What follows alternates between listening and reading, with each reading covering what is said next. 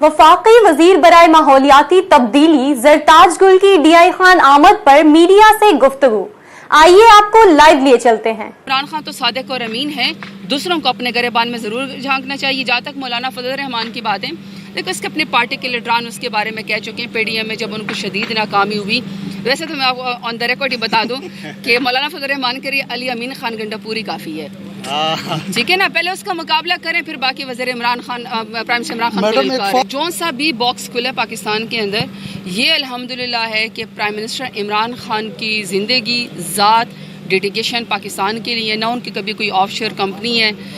जो मिठाई खाने वाले हैं वो पहले से मिठाई खा लेते हैं, भंगड़े डाल लेते हैं, लेकिन फिर ना उनको भंगड़े नसीब होते हैं, ना उनको मिठाई नसीब होती, निगलनी उनको नहीं पड़ती, वापस जो है वो फिर शर्मिंदा होते हैं। प्राइम मिनिस्टर इमरान खान की जो कैबिनेट है वो भी क्लीन है, लेकिन इसके बावजूद भी प्राइम मिनिस्टर इमरान खान ने एक सेल बना दिया जिस सेल के अंदर इंक्वायरी होगी, जिसके FBR की कोई टैक्स उसमें इशू होगा, कोई FIA के फाइनेंशियल चीज़ें होंगी, या किसी ने अपने ऑफिस का गलत इस्तेमाल होगा, या किसी की ऑफशोर कंपनी होगी और उसने अगर अपने इलेक्शन कमीशन के अंदर उसको डिक्लेयर नहीं किया होगा।